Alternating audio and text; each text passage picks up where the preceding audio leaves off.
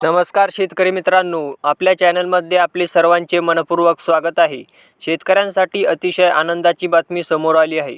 शेतकऱ्यांसाठी कालच अजित पवार तसेच राज्याचे कृषी मंत्री धनंजय मुंडे यांच्या हस्ते कापूस व सोयाबीन अनुदानाचे वितरण सुरू झाले आहे। तसेच या योजनेचा लाभ आजच शेतकऱ्यांच्या बँक खात्यात थेट जमा केला जाणार आहे, अशी माहिती अजित पवार यांनी दिली आहे। कृषी मंत्री यांना त्यांनी धनंजयचं बारकाईने लक्ष असतं।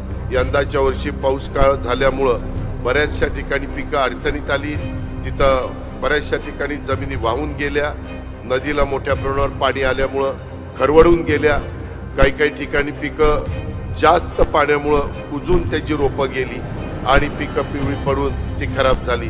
या सगळ्याच्या बद्दलचा पंचनामा घेऊन NDRF SDRFचे नॉर्म्स जरी काही असले तरी त्याच्यात शेतकऱ्याला मदत चांगल्या पद्धतीनं झाली पाहिजे, अशा प्रकारचा निर्णय हा मुख्यमंत्री उपमुख्यमंत्र्यांच्या उपस्थितीमध्ये झालेला आहे आणि तेही पंचनामे करून त्याही माझ्या बळीराजाला कशी मदत करता येईल अशा प्रकारचं आम्ही नियोजन केलेलं आहे। आपण काळजी करू नका। खरीप 2023 मध्ये आम्ही कापूस आणि सोयाबीन उत्पादकाला अर्थसहाय्य योजना जाहीर केली।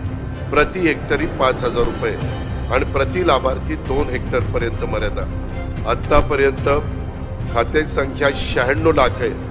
आमच्याकडे सगळ्या कागदपत्राची पूर्तता होऊन आधार लिंकशी प्राप्त झालेले शेतकरी 68 लाख आहे।